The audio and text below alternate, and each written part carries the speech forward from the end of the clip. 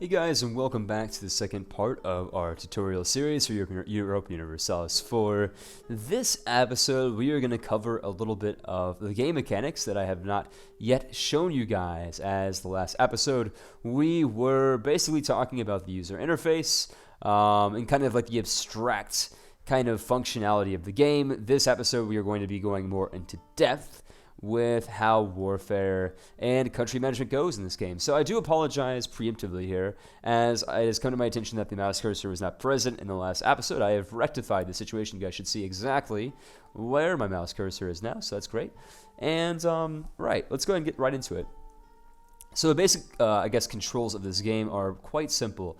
Up here in the top right of your screen, next to November 1444, November 11th, you will see that there is a pause button to unpause the game. You can click on this to pause and unpause the game, or more easily, with the shortcut key of spacebar, where you can unpause and pause the game. By default, the game is set to a very slow, almost tortoise-like pace, wherein each days of the month go by at like 1 day for every 4 or 5 seconds. It's really, really slow. Normally, I generally tend to play on speed 4 or speed 5, but this is entirely up to you. I'm going to go ahead and show you guys what speed 5 looks like. It's a bit faster, of course, as you can see. Due to the fact that I am, of course, recording a video in a lossless 1080p resolution, it's going a bit slower than it normally would, say, on your computer, where this will go quite a bit faster than normal. So we're going to go ahead and stop right now before we go too far into the future here. Of course, our two units here have met up in our capital of Madrid. We are going to merge them together for one army, and we're going to position them over here in Murcia. And to do this, we just simply drag a box over their, I guess, unit regiment kind of number screen. Of course, the 23, if you guys remember from the last episode, represents 23,000 soldiers, but more specifically, it measures 17,000 men with 6,000 cavalry. Of course, artillery is not even a consideration at this point, as it has not yet been invented. So we are going to move our men over to Murcia, which is on the coast, which, again, from remembering from the last episode, each province has their own specific supply limits. And if a supply limit is, say, 26, and we have 26,000 men, it's totally fine. We have enough, say, farms and, I guess, food warehouses to supply our army. But over here in Madrid, we only have a supply limit of 22, which means that we can only support 22,000 men. And because we have 23,000 men in this province, our unit is taking attrition. But not directly from the unit screen itself, because all of these units are replenished as soon as we lose any men due to starvation or disease, whatever be it. It is instead subtracted from our manpower screen, which I've gotten into in the previous episode. So, that is not a consideration. Don't worry about that. We're going to get into that here in a minute. But before we go any further, it is very, very important for me to show you guys the basics of, I guess, diplomacy and running a country. The most important would be, of course, your king and your system of government. Of course, not every, I guess, government in this game or every people or every nation is going to have a king. It's simply the most, I guess, most well-known and most popular of the political structures that are found in the late medieval period. Of course, if you start later on, say in the 1700s or the 1800s, you will see more constitutional monarchies, more republics, more things akin to, modern-day France or modern-day United States, where you have a very republican type of almost democracy. So you don't have that at the start of the game here. Of course, this is the late medieval period. There are no republics at the start of the game, with the exception of Venice and, I believe, the Hansa, or rather the Hanseatic League. Of course, there's also Novgorod, but again, this is mainly just semantics. There are merchant republics, but they're very, very rare and far in between. Few and far between, I should say. For the majority, all of these countries are ran by an aristocracy, like Lithuania, Poland, France, Hungary, Austria, England, Scotland, so on and so forth. You guys get the idea. So to access your government screen, you click on your coat of arms up here in the top left of your screen. And for us, you will see that we are currently we are a feudal monarchy, which is the start of many of the Western European countries. It is the, I suppose, the government that is the most ubiquitous on the map for the starting date. And we are led by the very mediocre and terrible King Juan II of Trastamara. So I say that he's terrible and he's mediocre, but I'm going to try to explain to you guys in this episode why exactly that is the case. Now, you will see he has an administrative skill of 1, a diplomatic skill of 1, and a military skill of 2. This is directly correlated to the amount of administrative power, diplomatic power, and military power that our nation possesses. A better king with more skill advances your nation's technology and infrastructure much faster than a very terrible and mediocre king, just like Juan II and Enrique, especially as he's a 000, which should be avoided at all costs. Very, very terrible ruler. So you might ask yourself, why exactly are these terrible rulers? Well, for starters, when a king is generated, but I say generated, it sounds a bit mechanical. Rather, when your king marries a woman and they have babies, basically these babies are going to range from incredibly inbred, like terrible, incompetent pieces of shit, like Enrique here, to incredibly intelligent, strong, fertile, basically like machines of bureaucracy and diplomacy. These basically are the rated 6 out of 0, or rather 1 out of 6, or 0 out of 6, I should say. And I'm sorry, I'm getting a bit rambly here and a bit confusing perhaps. So let me go ahead and reiterate. Your king, or queen rather, because you do have female rulers in this game, depending on the context, are going to have 3 different measures of skill. These are administrative, diplomatic, and military skill. And these indicators will range from 0 to 6, 0 being the worst, and 6 being incredibly good. So basically, any king that has less than, say, an average of 3 in each statistic is pretty bad.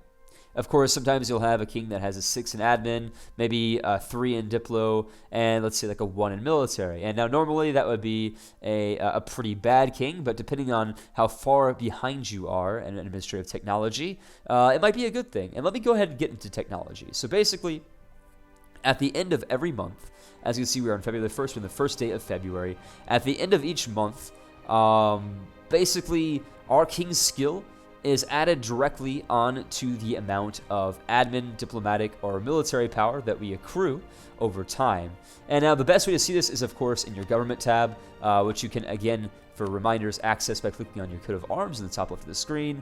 And basically, we are making 3 admin power a turn, 3 diplomatic power a turn, and 7 military power a turn. We're making more military power because our king is more skilled in military matters, but also because we have a national focus set. We're going to go ahead and unset that really fast because I know a lot of you who are watching this will not have the DLC needed to enable national focuses. You don't have to worry about that. I'll get into that in a future video that covers DLC and what they added to the game. But basically, if you're playing a Western European country, and you can find out actually by going over to, I believe, give me 1 second, I believe it's in your tech screen. Yeah, so you can see that we're Western, and they cost only 0% extra monarch points. So basically the entire world is governed off of the fact that Western European culture and technology is the best, and it goes down in kind of a hierarchy or a caste system of the lesser technology groups, such as the Eastern tech group, like over here. These guys are Eastern. The Ottomans are their own kind of thing entirely. You can check in the diplomacy screen by going over here. You can see that they are the Anatolian technology group, which means that they acquire technology at a slower rate. So, not to be a bit, I guess, what's the word? To just ramble on and on here, I'm going to go ahead and go over exactly how you gain admin power, how you gain diplomatic power, and how you gain off of military power. So, assuming you have a king of 000, that is to say a very terrible king, like our heir, Enrique, who's completely awful, you're only going to gain 3 admin power, 3 diplomatic power, and 3 military power per turn. This is calculated due to the fact that we have a monthly increase, a monthly base increase of +3 to each of our indicators of infrastructure and technology up here per month. And basically, depending on how good your king is, he is a 1-1-2. Basically, these integers, or these values, are added directly on to the already added 3 admin, diplomatic, and military power per turn, meaning that we get 4 admin power a month due to the fact that we have a base value of 3, as I've said earlier, which is the normal statistic for a Western and Eastern European country. But you also add the administrative skill of your king, which is 1 right here, which adds to a grand total of 4. Now, this isn't too confusing. It's just a little bit of math, and if you're like me, you hate math. So just go to this government screen. Shortcut is 1. So you just press 1 to pop it up, and you can see exactly how much you are accruing each month. And this is based on several factors. Of course, the most important being how competent or incompetent your king is. Of course, if you're playing in Spain like me, you're going to have a very incompetent king. It might behoove you to kill off your king in combat, which we will show you guys how to do here in this episode, or hire some advisors. Now, advisors are also very important in this game.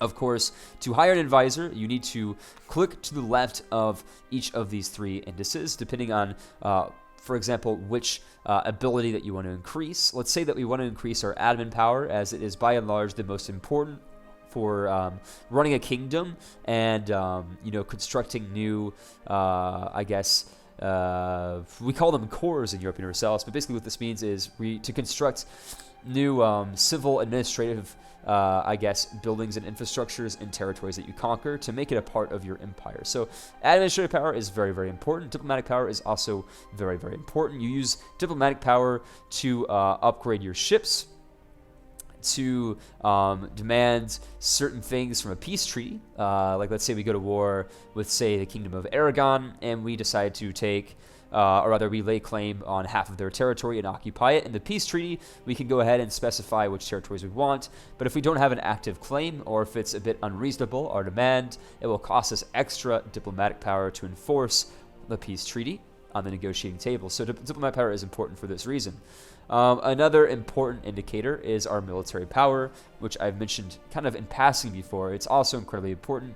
This directly is indicative of how our military is compared to with the rest of the world. Of course, at the start of the game, we start off with level 3 and everything, as does every single Western, Central, and Eastern European country at the start of the game. Meaning that we have level 3 administrative technology, level 3 diplomatic technology, level 3 military technology. Now, to increase your military technology, all you have to do is wait for the military power to accrue, and this screen right here, of course, we're getting 5 per month. So by hovering over Pike Square to upgrade our military technology, you will see that we have only 119 military technology, again, as you can see over here, out of 600 that is needed. So it will take about 10 or 8 more years to gain a new technology, which would be the Pike Square formation. We could get this in the 1st of March, 1453, assuming we do not use any of our technology points, as I will now refer to as mana. We refer to these as admin mana, diplo mana, and military mana. So we need more military mana to increase our technology in every single one of these. So admin mana for temples, or rather administrative technology, diplo mana for diplomatic technology, military mana for military technology. And again, to increase your mana, you need a good leader, but you can also augment a shitty leader or further enhance a good leader's acquisition of mana by hiring advisors. Now, again, by hovering over the treasury screen, as we've seen before, we are making a profit of 6.61 ducats per month. Now, that means we can afford an advisor that costs less than 6.61. Now, ideally, you don't want to spend all of your monthly income on advisors, but it's quite nice, honestly. So we're going to go ahead and select a natural scientist, which will always increase our production efficiency. It's only going to cost us 1 ducat per month, and it's going to give us 1 more administrative skill per month. So whereas before we had 4, an income of 4 admin power per month, we are now getting 5 due to the fact that we have an advisor. Now, it's important for us to set about making advisors at the start of our playthroughs. Of course, we can't afford an advisor that's very expensive, like this one over here. So we're going to opt for the less expensive advisors.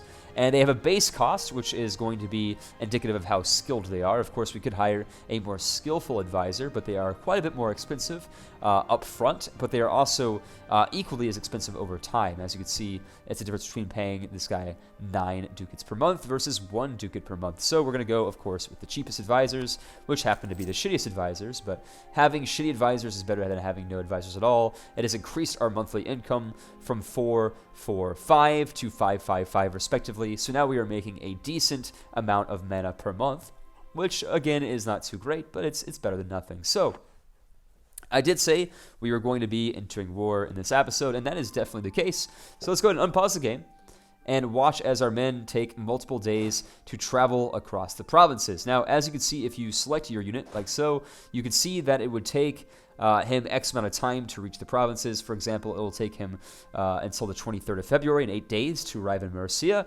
And it's important for you to kind of watch this, as once you're in war, it's important to see where the troop movements are heading, so you can, say ambush the enemy or potentially reinforce an ally in the nick of time in a battle.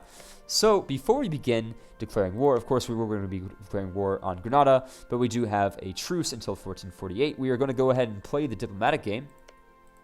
So what I was talking about earlier with cores, this is a very central part of the game. You can view cores by pressing Y. Let's go ahead and do that right away. So we're pressing Y and selecting Castile. All of this green territory right here is a territory in our kingdom in which we have a core. Now, a core basically, in the abstract, is basically our civic infrastructure. If we have the civic infrastructure in place to administrate over a group of people, we have a core on the territory. Now, notice we do not have cores over foreign territory. For example, we do not have cores over France, over Aragon, over Portugal. This is because our government does not extend to these people. These people are subject only to the King of Aragon, the King of France, the King of Portugal, so on and so forth. So that's important. So basically, we have no claims. Or rather, we have no cores on foreign territory. So in order to attain cores in foreign territory, there are several ways in which we can go about doing this. We could do it peacefully, by peacefully annexing them, by vis-a-vis diplomacy, and the Game of Thrones, which I will get into in another episode, or by declaring war on them. Now notice that if we were to open our diplomacy and try to declare war on Granada, not only do we not have a valid CASUS BELLI, that is a valid reason into attacking them, but we also do not have we have a truce, which means that we would lose quite a bit of stability, which is bad, and they are also allied with Tunis. So before we can attack Granada, as we are going to finish the Reconquista, there we go, I've almost forgotten my Spanish here. We are going to finish the historical Reconquista and kick out the Muslim invaders from the Iberian Peninsula. As you guys can see, the Muslim Emirate of Granada is encroaching on our rights to live life as an intolerant Catholic tyrant, such as Juan Dos of Trastamara. We are going to stamp out Granada and basically annex all of these provinces into our territory. Now, before we do that, you'll notice that we have 3 diplomats from the start of the game. They're currently doing nothing. They're a bit unemployed. Perhaps they are just chilling outside of Madrid and their state's home doing absolutely jack shit. So we're going to put them into good work. And to do this, we need to open the diplomacy menu of Granada. You can do this by clicking on Granada and clicking on diplomacy. And to get a valid CASUS BELLI, or that is a valid valid reason to attacking them, to declaring war on them, in the eyes of your people and in the eyes of foreign leaders, you need to fabricate a claim. Now, you don't always need to fabricate a claim on a country to declare war on them. For example, you can have a valid reason declaring war on somebody vis-a-vis a trade CASUS BELLI, like a trade conflict, like let's say that Aragon is threatening my national trade. We can declare war on them just for that reason alone. But more than likely, at the start of the game, you're going to have 0 reasons into attacking any of your neighbors that you would wish to attain land from. So to do this, you need to fabricate a claim. We are going to fabricate upon the capital, which is, I believe, the province of Guaranda. So we're currently fabricating a claim. Each month, the percentage is going to go up until it reaches 100%, and then we will have a valid claim in which to press into war, declaring war on Granada. Of course, we do have a truce until 1448, so that means we can't attack them until another 3 years. So before this, comes into being, we're going to go ahead and click on Portugal and click on diplomacy, we can see that they are already friendly with us by checking out their indicator towards us. You can see that they have a plus 53 opinion of us because they are a historical friend. They have several enemies with us that we have set as rivals, and they are, of course, Catholic. So we're going to go to the Alliance Action screen. And as you guys can see, we cannot offer them alliance because they are allied to both of our rivals, England and Aragon. But we can change this by going to dynastic actions and offering them a royal marriage. Now, because we've entered a royal marriage with Portugal, we now also have a plus 25, I guess, indicator. Because we have a royal marriage, our relations have improved with them, which means that we can offer them alliance, which we shall. So now we are in an alliance with Portugal, meaning that everything that they see, we split, I guess, the fog of war. And if we go to diplomacy map mode, again by pressing Y, you can see that our territory is in green, but that of our ally is in blue. So we are now allied with Portugal, meaning that once we finally get about declaring war on the Moors, or rather, the Moorish Iberian inhabitants. Of course, Morocco is a separate beast entirely. Once we are ready to kick out the Muslims from Iberia, we are going to have somebody that has our back, of course, being Portugal. And to increase relations with somebody, it's just as easy as going to relations actions over here in the diplomatic screen and saying improve relations. So now each month we are going to improve relations with Portugal by 2. You can improve your relations with a country by up to 100, which is really nice if you need to, say, make alliances with a nation that is a bit apprehensive towards taking you in, like let's say France, who has a very negative opinion of me. They have a negative 70 indicator of me. Just like England, I'm sure, which also has a much more severe opinion towards me, at negative 121. But as you guys can see, if we click on random countries, a lot of them don't even care about us. A lot of them, like Hungary or Austria, kind of feel no particular way about us. But you will see that they kind of like us just because we're Catholic. And at the start of the game, the entire world in Europe is Catholic, with the exception, of course, of the territory that we're about to take over. So again, guys, I hope you enjoyed part 2. I know it's still more than likely confusing for the majority of my viewers, but I do keep in mind that once this tutorial series ends in the next, say, 8 or 9 episodes, you guys will know exactly how to play Europa Universalis. It's going to be a lot easier. And again, don't be discouraged from the amount of, I guess, user interfaces and just the vast amount of information that's just popping up at you guys. I mean, I know that there's like a shitload of information. I mean, like when I saw shit like this, I was like, dude, what the hell is going on? There's like charts, there's like graphs, there's like I did this, and I was like, what the fuck is going on? Like, I know it's really confusing, but honestly, it's all going to make sense, I promise, here in the next few episodes. So again, guys, thank you so much for watching this episode where we went over diplomacy and technology and administrative points, military points, and diplomatic tech points. The next episode, we are going to go to war with Granada, and I will show you guys exactly how war and peace is carried out in Europa Universalis. So again, guys, thank you for watching, and stay tuned for the next video.